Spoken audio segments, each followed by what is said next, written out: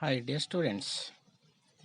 Today I want to start the second chapter in history part. The advent of, second chapter in the history part, the extension of the British rule. Okay, extension of the British rule.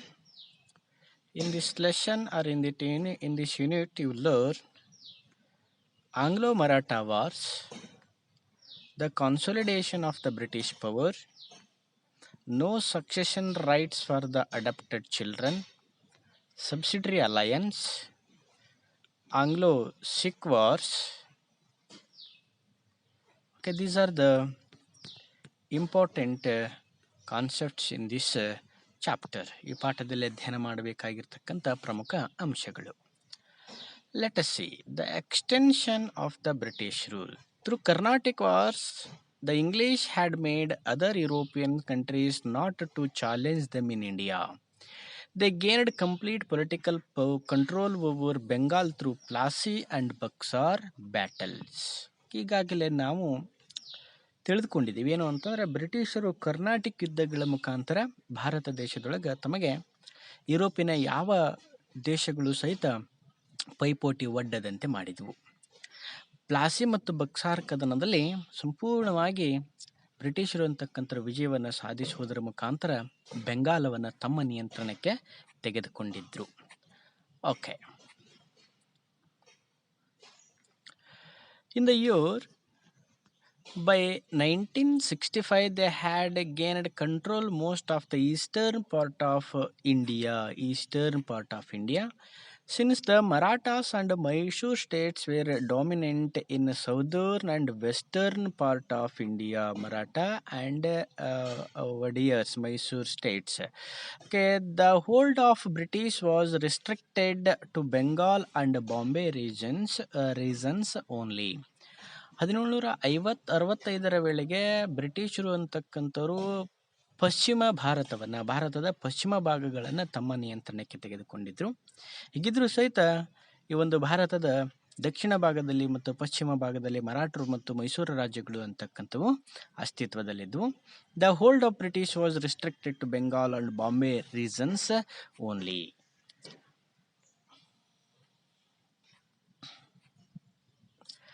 Okay, Hyder Ali and Tipu Sultan of Mysore, along with the Peshwas of Marathas, was the only impediments in the path of expansion for the British. ಬ್ರಿಟಿಷರು ಅಂತಕ್ಕಂಥವ್ರು ಭಾರತ ದೇಶದೊಳಗೆ ಸಂಪೂರ್ಣವಾಗಿ ತಮ್ಮ ಸಾಮ್ರಾಜ್ಯವನ್ನು ಸ್ಥಾಪನೆ ಮಾಡಲಿಕ್ಕೆ ಇರ್ತಕ್ಕಂಥ ಎರಡು ಪ್ರಮುಖವಾಗಿರ್ತಕ್ಕಂಥ ಶತ್ರುಗಳು ಯಾರ್ಯಾರು ಅಂತಂದ್ರೆ ಒಬ್ಬ ಹೈದರ್ ಅಲಿ ಮತ್ತು ಮೈಸೂರಿನ ಟಿಪ್ಪು ಸುಲ್ತಾನ್ ಅಂತಕ್ಕಂಥವ್ರು. ಅವರನ್ನು ಹೊರತುಪಡಿಸಿದ್ರೆ ಮರಾಠರ ಒಂದು ಪೇಶ್ವೆ ಅಂತಕ್ಕಂಥವ್ರು ಸಹಿತ ಬ್ರಿಟಿಷ್ ಸಾಮ್ರಾಜ್ಯಕ್ಕೆ ಭಾರತದೊಳಗೆ ತಡೆಯನ್ನು ಒಡ್ತಾ ಇದ್ರು. Okay, the others were six in the north western regions. Okay, north western ಭಾಗದೊಳಗೆ ಸಿಖ್ಖರು ಅಂತಕ್ಕಂಥವ್ರು ಈ ಒಂದು ಬ್ರಿಟಿಷ್ ಸಾಮ್ರಾಜ್ಯದ ವಿಸ್ತಾರಕ್ಕೆ ತಡೆಯನ್ನು ಒಡ್ಡಿದ್ರು. Ranjit Singh, who emerged in the later part of 19th century, was a formidable opponent to the British. ಆ ಸಿಖ್ಖರ ನಾಯಕನಾಗಿರ್ತಕ್ಕಂಥ ರಣಜಿತ್ ಸಿಂಗ್, ಈ ರಣಜಿತ್ ಸಿಂಗ್ ಅಂತಕ್ಕಂಥ 19ನೇ ಶತಮಾನದ ವೇಳೆಗೆ ಈ ಬ್ರಿಟಿಷರ ಒಂದು ಸಾಮ್ರಾಜ್ಯ ವಿಸ್ತರಣೆಗೆ ಪ್ರಬಲವಾಗಿರ್ತಕ್ಕಂಥ ತಡೆಯನ್ನು ಒಡ್ಡಿದ್ದ. He was successful in organising the Sikhs. Ranjit Singh ಅಂತಕ್ಕಂಥವ್ರು ಸಿಖ್ಖರನ್ನು ಒಂದುಗೂಡಿಸಲಿಕ್ಕೆ ಏನು ಮಾಡಿದ್ದ ಅಂತಂದರೆ ಪ್ರಯತ್ನವನ್ನು ಪಟ್ಟು ಅದರೊಳಗೆ ಯಶಸ್ಸನ್ನು ಸಹಿತ ಗಳಿಸಿದ್ದ. Okay, next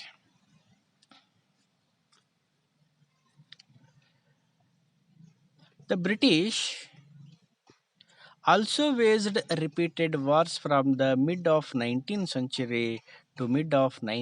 century to extend their empire in India. Apart from this, they also annexed various kingdoms with cunning policies like subsidiary alliance, doctrine of lapse. Okay, ಬ್ರಿಟಿಷರು ಅಂತಕ್ಕಂಥವ್ರು ಭಾರತ ದೇಶದೊಳಗೆ ತಮ್ಮ ಸಾಮ್ರಾಜ್ಯವನ್ನು ವಿಸ್ತಾರ ಮಾಡಬೇಕು ಅಂತಂದು ಪ್ರಯತ್ನ ಪಟ್ಟರು. ಮೈಸೂರಿನ ಹೈದರ್ ಅಲಿ, ಟಿಪ್ಪು ಸುಲ್ತಾನ್, ಮರಾಠ ಪೇಶ್ವೆಗಳು ಜೊತೆಗೆ ಸಿಖ್ರು ಅಂತಕ್ಕಂಥವ್ರು ಪ್ರಬಲವಾಗಿರ್ತಕ್ಕಂಥ ವಿರೋಧವನ್ನು ಮಾಡ್ತಾ ಇದ್ರು. ಹೀಗಿದ್ರು ಸಹಿತ ಬ್ರಿಟಿಷರು ಭಾರತದಲ್ಲಿ ತಮ್ಮ ಸಾಮ್ರಾಜ್ಯವನ್ನು ವಿಸ್ತಾರ ಮಾಡಲಿಕ್ಕೆ ಕುತಂತ್ರದ ನೀತಿಗಳನ್ನು ಭಾರತ ದೇಶದೊಳಗೆ ಜಾರಿಗೆ ತಂದಿದ್ರು. ಆ ನೀತಿಗಳು ಯಾವುವು ಅಂತಂದ್ರೆ, ಮೊದಲನೇದು subsidiary alliance and another one is the doctrine of lapse, ಸಹಾಯಕ ಸೈನ್ಯ ಪದ್ಧತಿ, ದತ್ತು ಮಕ್ಕಳಿಗೆ ಹಕ್ಕಿಲ್ಲ ಅಂತಕ್ಕಂಥ ನೀತಿ. Okay, battle for the extension of the British rule.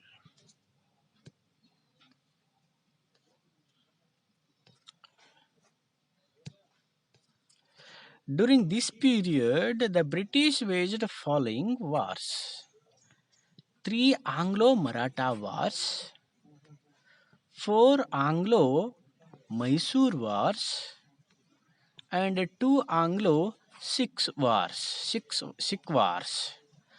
Okay, ಈ ಒಂದು ಅವಧಿಯಲ್ಲಿ ಬ್ರಿಟಿಷರು ಅಂತಕ್ಕಂಥವ್ರು ಭಾರತ ದೇಶದೊಳಗೆ 3 ಪ್ರಮುಖವಾಗಿರ್ತಕ್ಕಂಥ ಯುದ್ಧಗಳನ್ನು ಮಾಡಿದರು. ಆ 3 ಪ್ರಮುಖವಾಗಿರ್ತಕ್ಕಂಥ ಯುದ್ಧಗಳು ಯಾವುವು ಅಂತಂದರೆ, ಮೊದಲನೇದು ಮರಾಠರ ಜೊತೆಗೆ ಯುದ್ಧವನ್ನು ಮಾಡ್ತಾರೆ. 3 ಪ್ರಮುಖವಾಗಿರ್ತಕ್ಕಂಥ ಮರಾಠರ ಜೊತೆಗೆ ಯುದ್ಧಗಳನ್ನು ಮಾಡ್ತಾರೆ. ಅವುಗಳನ್ನು ನಾವು 3 ಆಂಗ್ಲೋ-ಮರಾಠ ವಾರ್ಸ್ ಅಂತಂದು ಕರಿತೀವಿ. ನೆಕ್ಸ್ಟು ಮೈಸೂರಿನ ಒಡೆಯರ ಜೊತೆಗೆ 4 ಯುದ್ಧಗಳನ್ನು ಮಾಡ್ತಾರೆ. ಅವುಗಳನ್ನು ನಾವು 4 ಆಂಗ್ಲೋ-ಮೈಸೂರು ವಾರ್ಸ್ ಅಂತಂದು ಕರಿತೀವಿ. ನೆಕ್ಸ್ಟು ಸಿಖ್ಖರ ಜೊತೆಗೆ 2 ಪ್ರಮುಖವಾಗಿರ್ತಕ್ಕಂಥ ಯುದ್ಧಗಳನ್ನು ಮಾಡ್ತಾರೆ. ಅವುಗಳನ್ನು ನಾವು 2 ಆಂಗ್ಲೋ-ಸಿಖ್ ವಾರ್ಸ್ ಅಂತಂದು ಕರಿತೀವಿ.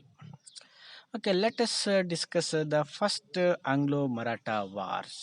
ಓಕೆ, ಆಂಗ್ಲೋ-ಮರಾಠ ವಾರ್ಸ್ಗಳ ಬಗ್ಗೆ ನಾವೀಗ ಚರ್ಚೆಯನ್ನು ಮಾಡೋಣ.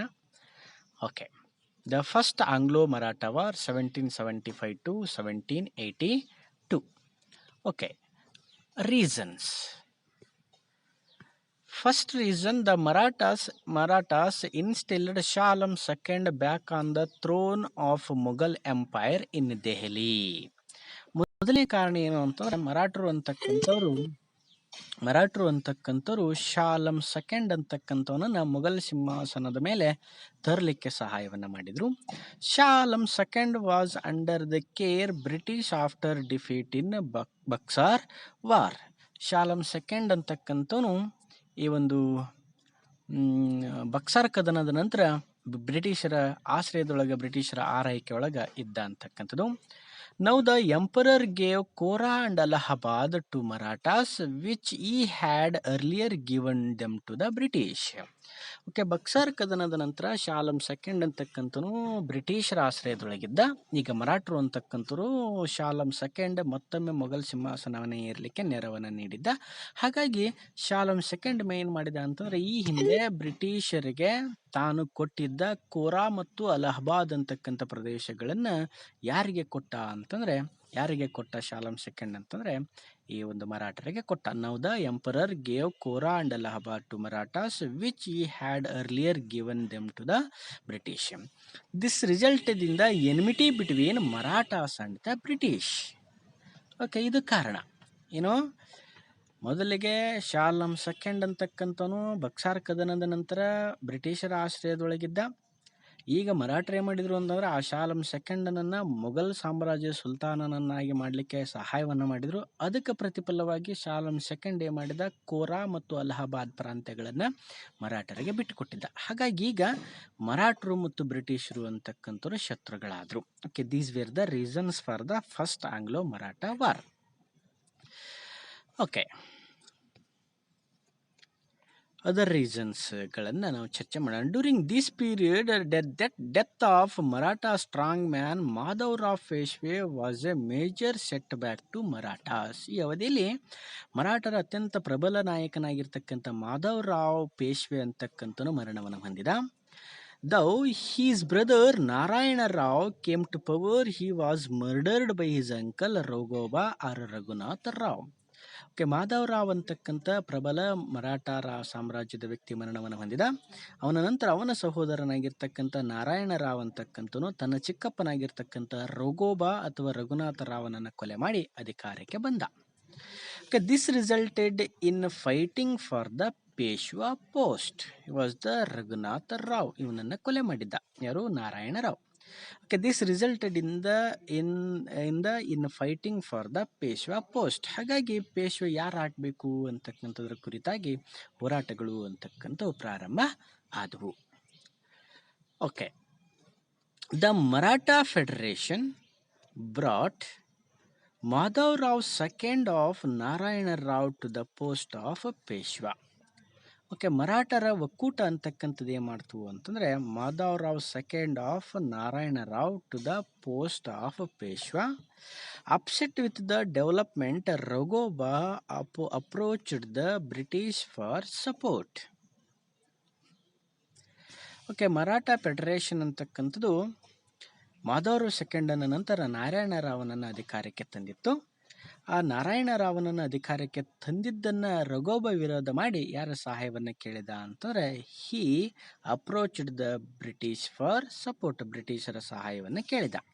The British thought of exploiting this situation in their favour. ಬ್ರಿಟಿಷರು ಈ ಒಂದು ಪರಿಸ್ಥಿತಿಯನ್ನು ತಮ್ಮ ಲಾಭಕ್ಕೆ ಬಳಸಿಕೊಳ್ಳಬೇಕು ಅಂತಂದು ಮುಂದಾಗ್ತಾರೆ. Okay, a long war was waged from 1775 to 1782 between the Marathas and the British. Okay, ಇದು ಮೊದಲ ಆಂಗ್ಲೋ ಮರಾಠ ಯುದ್ಧ 1775ರಿಂದ 1782 ಮಧ್ಯೆ ಬಹುದಿನಗಳ ಕಾಲ ಬ್ರಿಟಿಷರು ಮತ್ತು ಮರಾಠರ ಮಧ್ಯೆ ನಡೀತು. Initially the Marathas gained upper hand. ಪ್ರಾರಂಭದಲ್ಲಿ ಮರಾಠರು ಅಂತಕ್ಕಂಥವ್ರು ಯುದ್ಧದೊಳಗೆ ಮೇಲುಗೈಯನ್ನು ಸಾಧಿಸಿದ್ರು. Okay, next, effects of the first Anglo-Maratha War. Later they had to lose Allahabad to the British. ಪ್ರಾರಂಭದಲ್ಲಿ ಯುದ್ಧದೊಳಗೆ ಬ್ರಿಟಿಷರು ಮರಾಠರು ಮೇಲುಗೈಯನ್ನು ಸಾಧಿಸಿದ್ರು ಸಹಿತ ಯುದ್ಧ ಪ್ರಾರಂಭ ಆದ ನಂತರ ಅಥವಾ ಯುದ್ಧ ಸಾಗಿದ ನಂತರ ಅಲಹಾಬಾದನ್ನು ಮರಾಠರು ಅಂತಕ್ಕಂಥವ್ರು ಬ್ರಿಟಿಷರಿಗೆ ಕೊಡಬೇಕಾಯಿತು. The Maratha federation unable to sustain the war with the British finally entered Salbai agreement and ended the war. Maratha ಒಕ್ಕೂಟ ಬ್ರಿಟಿಷರ ವಿರುದ್ಧ ಹೋರಾಟ ಮಾಡಲಿಕ್ಕೆ ಆಗಲಿಲ್ಲ. ಹಾಗಾಗಿ ಬ್ರಿಟಿಷರು ಅಂತಕ್ಕಂಥವ್ರು ಮರಾಠರೊಂದಿಗೆ ಯಾವ ಒಪ್ಪಂದವನ್ನು ಮಾಡಿಕೊಂಡ್ರು ಅಂತಂದರೆ ಸಾಲ್ಬಾಯ್ ಅಗ್ರಿಮೆಂಟ್ ಅಂತಕ್ಕಂಥದ್ದು ಒಪ್ಪಂದವನ್ನು ಮಾಡಿಕೊಂಡು ಯುದ್ಧವನ್ನು ಕೊನೆಗಾಣಿಸಿದರು. Finally the first Anglo Maratha war ended with the treaty of Salbai. Okay, Madhav Rao second was named as the Peshwa. Madhav Rao ಸೆಕೆಂಡನ್ನು ಏನು ಮಾಡಿದರು ಅಂತಾರೆ ಬ್ರಿಟಿಷರು ಅಂತಕ್ಕಂಥವ್ರು ಪೇಶ್ವಾ ಅಂತಂದು ನೇಮಕವನ್ನು ಮಾಡಿದರು. Okay, this is the information relating to first Anglo Maratha war. Next, Lord Wellesley 1798 to 1805 and the subsidiary alliance. Lord Wellesley ಬಗ್ಗೆ ನಾವೀಗ ಚರ್ಚೆ ಮಾಡೋಣ. ಲಾರ್ಡ್ ವೆಲ್ಲೆಸ್ಲಿ ಜಾರಿಗೆ ತಂದ ನೀತಿ ಯಾವುದು ಅಂತಂದರೆ ಸಬ್ಸಿಡರಿ ಅಲಯನ್ಸ್, ಸಹಾಯಕ ಸೈನ್ಯ ಪದ್ಧತಿ. Okay, C the expansion of the British rule by lord Wellesley. The expansion of the British Empire took place in a larger phase after the arrival of Lord Wellesley as the Governor General of India. He was the Lord Wellesley, he was the Governor General of India. ಬ್ರಿಟಿಷರು ಭಾರತದಲ್ಲಿ ಸಾಮ್ರಾಜ್ಯವನ್ನು ಸ್ಥಾಪಿಸಬೇಕು ಅಂತಕ್ಕಂಥ ಒಂದು ಮಹದಾಸೆ ಬಹಳ ದೊಡ್ಡ ಪ್ರಮಾಣದಲ್ಲಿ ಯಾರ ಕಾಲದಲ್ಲಿ ಆಯಿತು ಅಂತಂದರೆ ಲಾರ್ಡ್ ವೆಲ್ಲೆಸ್ಲಿ ಅಂತಕ್ಕಂಥ ಭಾರತಕ್ಕೆ ಗವರ್ನರ್ ಜನರಲ್ನಾಗಿ ಬಂದ ನಂತರ ಆಯಿತು. Okay, by this time the powerful states of Marathas and Mysore had become weak and the expansion was easier. See here. ಅವನು ಲಾರ್ಡ್ ವೆಲ್ಲೆಸ್ಲಿ ಭಾರತಕ್ಕೆ ಬಂದ ಸಂದರ್ಭದಲ್ಲಿ ಮರಾಠ ಸಾಮ್ರಾಜ್ಯ ಮತ್ತು ಮೈಸೂರು ಸಾಮ್ರಾಜ್ಯಗಳು ಅಂತಕ್ಕಂಥ ಬಹಳಷ್ಟು ದುರ್ಬಲವಾಗಿದ್ದು, ಹಾಗಾಗಿ ಸುಲಭವಾಗಿ ತನ್ನ ಸಾಮ್ರಾಜ್ಯವನ್ನು ವಿಸ್ತಾರ ಮಾಡಲಿಕ್ಕೆ ಅವನಿಗೆ ಅನುಕೂಲ ಅಂತಕ್ಕಂಥದ್ದು ಆಯಿತು. Lord Wellesley followed the 3 policies to expand the empire in India. Lord Wellesley ಭಾರತದಲ್ಲಿ ತನ್ನ ಸಾಮ್ರಾಜ್ಯವನ್ನು ವಿಸ್ತಾರ ಮಾಡಲಿಕ್ಕೆ 3 ಪ್ರಮುಖವಾಗಿರ್ತಕ್ಕಂಥ ತಂತ್ರಗಳನ್ನು ಅನುಸರಿಸಿದ. They are first one subsidiary alliance, ಮೊದಲನೇದು. Second one waging war against new states. Third one administering the states directly. Okay, Okay, these are the three important policies to expand the British Empire in India. ಮೊದಲನೇದು ಸಹಾಯಕ ಸೈನ್ಯ ಪದ್ಧತಿ ಜಾರಿಗೆ ತಂದ. ಎರಡನೇದು ಹೊಸ ರಾಜ್ಯಗಳ ವಿರುದ್ಧ ಯುದ್ಧವನ್ನು ಮಾಡಿದ. ಇನ್ನು ಮೂರನೇದು ಏನು ಮಾಡಿದ ಅಂತಂದರೆ ನೇರವಾಗಿ ಈ ಒಂದು ಹೊಸ ರಾಜ್ಯಗಳ ಆಡಳಿತವನ್ನು ನೋಡ್ಕೊಳ್ತಕ್ಕಂಥ ಜವಾಬ್ದಾರಿಯನ್ನು ಹೊತ್ಕೊಳ್ಬೇಕು ಬ್ರಿಟಿಷರು ಅಂತಕ್ಕಂಥ ಮೂರು ಪ್ರಮುಖವಾಗಿರ್ತಕ್ಕಂಥ ಪಾಲಿಸೀಸ್ಗಳನ್ನು ಲಾರ್ಡ್ ವೆಲ್ಲೆಸ್ಲಿ ಅಂತಕ್ಕಂಥವನ್ನ ಜಾರಿಗೆ ತರ್ತಾನೆ. ಓಕೆ, ಸಬ್ಸಿಡರಿ ಅಲಯನ್ಸ್, ಸಹಾಯಕ ಸೈನ್ಯ ಪದ್ಧತಿ. Okay, Lord Wellesley brought this policy into effect in 1798 in order to bring the Indian states under control. Okay, he was the Lord Wellesley. Wellesley ಅಂತಕ್ಕಂಥ ಈ ನೀತಿಯನ್ನು 1798ರಲ್ಲಿ ಭಾರತದ ಸಾಮ್ರಾಜ್ಯಗಳನ್ನು, ಭಾರತದ ಪ್ರದೇಶಗಳನ್ನು ಬ್ರಿಟಿಷ್ ಸಾಮ್ರಾಜ್ಯದ ಅಧೀನಕ್ಕೆ ತರಬೇಕು ಅಂತಕ್ಕಂಥ ಒಂದು ಉದ್ದೇಶದಿಂದ ಜಾರಿಗೆ ತಂದ. This was basically A military protection agreement between the East India company and the Indian state. This was basically a military protection agreement between the East India company and the Indian state. ಸಹಾಯಕ ಸೈನ್ಯ ಪದ್ಧತಿ ಅಂತಕ್ಕಂಥದ್ದು ಏನಪ್ಪಾ ಅಂತಂದರೆ British East India company ಮತ್ತು ಭಾರತೀಯ ರಾಜ್ಯಗಳ ಮಧ್ಯೆ ನಡೆದ ಒಂದು ಸೈನಿಕವಾಗಿರ್ತಕ್ಕಂಥ ರಕ್ಷಣಾತ್ಮಕ ಒಂದು ಒಪ್ಪಂದ ಅಂತಕ್ಕಂಥದ್ದು ಇದಾಗಿತ್ತು. Okay, conditions of the subsidiary alliance. First condition, the Indian king had to keep the British army in his kingdom. ಸಹಾಯಕ ಸೈನ್ಯ ಪದ್ಧತಿಯ ಮೊದಲ ಒಂದು ಕಂಡೀಷನ್, ನಿಬಂಧನೆ ಏನಪ್ಪಾ ಅಂತಂದರೆ the Indian king had to keep the British army in his kingdom. ಭಾರತೀಯ ಸಾಮ್ರಾಜ್ಯ ಅಥವಾ ಭಾರತೀಯ ರಾಜ ಅಂತಕ್ಕಂಥ ಬ್ರಿಟಿಷ್ ಸೈನ್ಯವನ್ನು ತನ್ನ ಸಾಮ್ರಾಜ್ಯದೊಳಗೆ ಇಟ್ಕೊಳ್ಬೇಕಾಗಿತ್ತು. Second condition, the concerned state had to bear the expenses of the army and wages of soldiers and also had to give certain revenue lands as well as. ಎರಡನೇ ಕಂಡೀಷನ್ ಏನಪ್ಪಾ ಅಂತಂದರೆ ಆ ಬ್ರಿಟಿಷ್ ಸೈನ್ಯವನ್ನು ದೇಶೀಯ ರಾಜ ಏನು ಇಟ್ಕೊಂಡಿದ್ದಲ್ಲ, ಆ ದೇಶೀಯ ರಾಜ ಇಟ್ಕೊಂಡಿರ್ತಕ್ಕಂಥ ಬ್ರಿಟಿಷ್ ಸೈನ್ಯಕ್ಕೆ ಏನು ವೇತನವನ್ನು, ಅದರ ಖರ್ಚು ವೆಚ್ಚಗಳನ್ನೆಲ್ಲವನ್ನು ತಾನೇ ದೇಶೀಯ ರಾಜನೇ ಕೊಡಬೇಕಾಗಿತ್ತು. ಜೊತೆಗೆ ಕೆಲವು ಕಂದಾಯದ ಹಳ್ಳಿಗಳನ್ನು ಸಹಿತ, ಕಂದಾಯದ ಪ್ರದೇಶಗಳನ್ನು ಸಹಿತ ಬ್ರಿಟಿಷ್ ಸೈನ್ಯಕ್ಕೆ ಬಿಟ್ಟು ಕೊಡಬೇಕಾಗಿತ್ತು. It is the second condition. Third condition, the king has to a British resident in his court. ರಾಜ ಅಂತಕ್ಕಂಥ ಒಬ್ಬ ಬ್ರಿಟಿಷ್ ರೆಸಿಡೆಂಟನ್ನು ತನ್ನ ಆಸ್ಥಾನದಲ್ಲಿ ಇಟ್ಕೊಳ್ಳಬೇಕಾಗಿತ್ತು. Fourth one, that is, the king could not appoint any other European without the permission of the British. ರಾಜ ಅಂತಕ್ಕಂಥನು ಬ್ರಿಟಿಷರ ಅನುಮತಿ ಇಲ್ಲದೆ ಬೇರೆ ಯಾವ ಯುರೋಪಿಯನ್ನನ್ನು ಸಹಿತ ಏನು ನೇಮಕ ಮಾಡಿಕೊಳ್ಳುವಂತಿರಲಿಲ್ಲ ದೇಶೀಯ ರಾಜ. Next, fifth condition, in order to enter any agreement or pact with any Indian government the permission of the governor general was mandatory. ದೇಶೀಯ ರಾಜ ಬೇರೆ ಯಾವುದೇ ಸಾಮ್ರಾಜ್ಯದ ಜೊತೆಗೆ, ಬೇರೆ ಯಾರ ಜೊತೆಗೆ ಒಪ್ಪಂದವನ್ನು ಮಾಡಿಕೊಳ್ಳಬೇಕಾಗಿತ್ತು ಅಥವಾ ಯುದ್ಧವನ್ನು ಮಾಡಬೇಕಾಗಿತ್ತು ಅಂತಂದರೆ ಗವರ್ನರ್ ಜನರಲ್ ಅನುಮತಿಯನ್ನು ಪಡಿತಕ್ಕಂಥದ್ದು ಕಡ್ಡಾಯವಾಗಿತ್ತು. Okay, next sixth condition, in return of all these services the company would offer protection to the state from any internal or external aggression. ಎಲ್ಲ ನಿಬಂಧನೆಗಳನ್ನು ದೇಶೀಯ ರಾಜ ಅಂತಕ್ಕಂಥನು ಪಾಲನೆ ಮಾಡಿದ ಅಂತಂದರೆ ಬ್ರಿಟಿಷ್ ಈಸ್ಟ್ ಇಂಡಿಯಾ ಕಂಪನಿ ಅಂತಹ ದೇಶೀಯ ರಾಜ್ಯನ ಸಾಮ್ರಾಜ್ಯಕ್ಕೆ ರಕ್ಷಣೆ ಕೊಡೋದ್ರ ಜೊತೆಗೆ ಅದರ ಆಂತರಿಕವಾಗಿರ್ತಕ್ಕಂಥ ಮತ್ತು ಬಾಹ್ಯವಾಗಿರ್ತಕ್ಕಂಥ ಯಾರಾದರೂ ದಾಳಿ ಮಾಡಿದರು ಅಂತಂದರೆ ಅಂಥ ಸಂದರ್ಭದಲ್ಲಿ ಬ್ರಿಟಿಷ್ ಈಸ್ಟ್ ಇಂಡಿಯಾ ಕಂಪನಿ ದೇಶೀಯ ರಾಜನ ನೆರವಿಗೆ ಬರ್ತಾ ಇತ್ತು ಅಂತಕ್ಕಂಥ ಒಂದು ಕಂಡೀಷನ್ಸ್ಗಳನ್ನು ಸಬ್ಸಿಡರಿ ಅಲಯನ್ಸ್ ಒಳಗೆ ಹಾಕಿದ್ರು ಅಂತಕ್ಕಂಥದ್ದು. Okay, effects of subsidiary alliance. First one, the British could place Indian state under control through this policy. Okay, ಈ ನೀತಿಯ ಪ್ರಕಾರ ಬ್ರಿಟಿಷರು ಅಂತಕ್ಕಂಥರು ದೇಶೀಯ ರಾಜ್ಯಗಳನ್ನು ತಮ್ಮ ಅಧೀನಕ್ಕೆ ತಂದುಕೊಳ್ಳಲಿಕ್ಕೆ ಸುಲಭ ಆಯಿತು. The maintenance of the army became easy. ಬ್ರಿಟಿಷರ ಸೈನ್ಯವನ್ನು ಮೇಂಟೈನ್ ಮಾಡ್ತಕ್ಕಂಥದ್ದು, ಅದನ್ನು ನಿರ್ವಹಣೆ ಮಾಡ್ತಕ್ಕಂಥದ್ದು ಈ ನೀತಿಯಿಂದ ಅತ್ಯಂತ ಸರಳ ಆಯಿತು ಅವರಿಗೆ. The Indian states were subjected severe economic exploitation. ಭಾರತೀಯ ರಾಜ್ಯಗಳು ಅಂತಕ್ಕಂಥವು ಬ್ರಿಟಿಷ್ ಸೈನ್ಯವನ್ನು ತಮ್ಮ ಸಾಮ್ರಾಜ್ಯದಲ್ಲಿ ಇಟ್ಕೊಂಡಿದ್ದರಿಂದ ಆರ್ಥಿಕವಾಗಿ ದಿವಾಳಿ ಆಗಲಿಕ್ಕೆ, ಆರ್ಥಿಕವಾಗಿರ್ತಕ್ಕಂಥ ಒಂದು ಶೋಷಣೆಯನ್ನು ಅನುಭವಿಸಕತ್ತು. The Hyderabad state was the first state to enter this agreement. Hyderabad ಅಂತಕ್ಕಂಥ ಒಂದು ಸಂಸ್ಥಾನ ಅಥವಾ ರಾಜ್ಯ ಅಂತಕ್ಕಂಥದ್ದು ಈ ಸಹಾಯಕ ಸೈನ್ಯ ಪದ್ಧತಿಗೆ ಒಳಪಟ್ಟ ಮೊದಲ ಒಂದು ರಾಜ್ಯವಾಯಿತು ಅಂತಕ್ಕಂಥದ್ದು. ಓಕೆ, ಲೇಟರ್ ಮೈಸೂರು, ಹೈದರಾಬಾದ್ ನಂತರ ಮೈಸೂರು, ಔಧ್,